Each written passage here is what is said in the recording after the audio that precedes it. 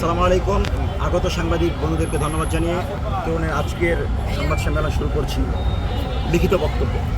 জুলাই বিপ্লবের ঘোষণাপত্র সহ 3 দফা দাবিতে তরুণের সংবাদ সম্মেলনের লিখিত বক্তব্য পেশ করছি নির্বাহী পরিচালক ফাহিম ফারুক। আধিপত্যবাদ বিরোধী সাংস্কৃতিক সংগঠন তরুণকে নতুনভাবে পরিচয় করিয়ে দেওয়ার কিছুই নেই। ভারতীয় আধিপত্য ও আগ্রাসনের বিরুদ্ধে সংগ্রাম করা এই সংগঠন জুলাই আন্দোলনে প্রথম থেকেই দেশের বিভিন্ন প্রান্তে নিজ সদস্যদের অংশগ্রহণ নিশ্চিত করে, যার ফলশ্রুতিতে ছাত্র জনতাকে সাথে নিয়ে ফেসিবাদের কবর রচনা করে বিজয় অর্জন করে বাংলাদেশ।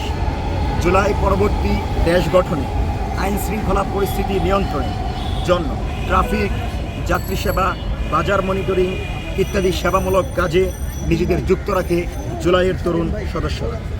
আন্দোলনের অংশ হিসেবে আওয়ামী লীগ নিষিদ্ধের আন্দোলনে গুরুত্বপূর্ণ ভূমিকা পালন করে বাংলাদেশপন্থী সংগঠনটি।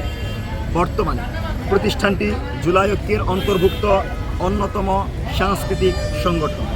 দেশের চলমান রাজনৈতিক পরিস্থিতিকে সামনে রেখে আজকের সংবাদ সম্মেলনে জুলাইয়ের তরুণ মূলত 3টি দাবি উত্থাপন করছে। অন্তর্বর্তীকালীন সরকারের ইতিবাচক সাড়ার অপেক্ষায় থাকবে তরুণ এবং ছাত্র জনতা। 1 নম্বর দাবি, জুলাই বিপ্লবকে পূর্ণাঙ্গ স্বীকৃতি দিয়ে জুলাই সনদ এবং জনগণের আকাঙ্ক্ষার পূর্ণ প্রতিফলন ঘটিয়ে জুলাই ঘোষণাপত্র আগামী 10 দিনের মধ্যে অর্থাৎ পূর্ব ঘোষিত নির্ধারিত তারিখের মধ্যে দিতে হবে। 2 নম্বর দাবি, শহীদ পরিবারগুলোর সর্বোচ্চ রাষ্ট্রীয় মর্যাদা ও নিরাপত্তা নিশ্চিত করতে হবে।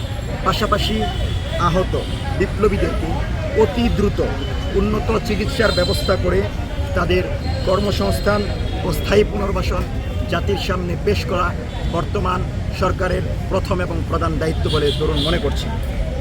3 নম্বর দাবি, নির্বাচনের তফসিল ঘোষণার পূর্বেই জুলাই কেন্দ্রিক সকল বিচার সুষ্ঠুভাবে শেষ করতে হবে, নচেত তফসিল বিপ্লবীদের হুমকির কারণ হয়ে দাঁড়াবে। মৌলিক সংস্কার পরবর্তী নির্বাচনই জনগণের পূর্ণ আকাঙ্ক্ষার বাস্তবায়ন করতে পারে বলে তরুণ বিশ্বাস করে। আজকের সংবাদ সম্মেলনে আগত সকল সাংবাদিক বন্ধুদেরকে, আগত রাজনৈতিক ব্যক্তিদেরকে, আগত রাজনৈতিক বিশ্লেষকদেরকে কৃতজ্ঞতা জানিয়ে আজকের সংবাদ সম্মেলনের লিখিত বক্তব্য এখানে শেষ করছি। জুলাইয়ের বিপ্লব জিন্দাবাদ জিন্দাবাদ, জুলাই আমার প্রেরণা, দিতে হবে ঘোষণা।